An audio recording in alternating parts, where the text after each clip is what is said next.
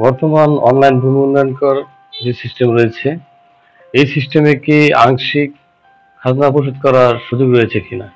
অনেকেই হোয়াটসঅ্যাপে বা মেসেঞ্জারে নক দেন, আবার অনেকে অফিসে এসে সরাসরিও জানতে চান যে তার অংশ অনুযায়ী বা কোনো বিশেষ কোনো দাগে কোনো আংশিক খাজনা পরিশোধ করার সুযোগ রয়েছে কিনা।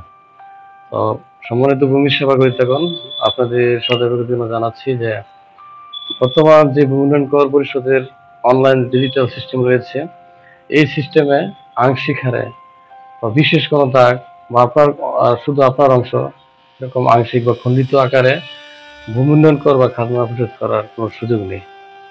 তো একটা সময় ছিল যখন হাতে খাজনা দাখিলা কাটা হতো, তখন কোনো ব্যক্তি শুধু তার অংশ অথবা কোনো বিশেষ দাগ এরকম খাজনা পরিশোধ করার সুযোগ ছিল। কিন্তু বিগত ৩-৪ বছর যাবৎ অনলাইন হওয়ার পর থেকে এখন আর অনলাইনে আংশিক খাজনা দেওয়ার কোনো সুযোগ নেই। তবে সংস্থা বা প্রতিষ্ঠানের ক্ষেত্রে আংশিক খাজনা দেওয়ার সুযোগ রয়েছে। আরো একটা বিষয় আপনারা খেয়াল করবেন যে আপনারা অনেকেই বিগত ১০-১৫ বছরের ভূমি কর বকেয়া রেখে শুধু চলতি বছরের ভূমি কর পরিশোধ করতে চান। এটিও কোনোভাবে এখন আর সম্ভব নয়। কারণ আপনাকে অবশ্যই আপনার পিছনের বকেয়া সহ হাল সম্পন্ন ভূমি কর পরিশোধ করতে হবে।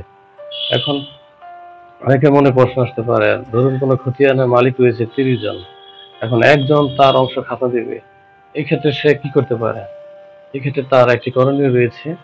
সে যদি তার অংশটুকু আলাদা নামজারি করে আলাদা তার নামে একক খতিয়ান তৈরি করে, তখন সে তার অংশ অনুযায়ী ভূমি উন্নয়ন পরিশোধ করতে পারবে। কিন্তু যৌথ খতিয়ানের ক্ষেত্রে এটি খতিয়ানের যে পরিমাণ ভূমি উন্নয়ন কর আসবে তাকে বিকাশে বা যে কোনো অনলাইন পেমেন্ট সিস্টেমের মাধ্যমে পরিশোধ করতে হবে।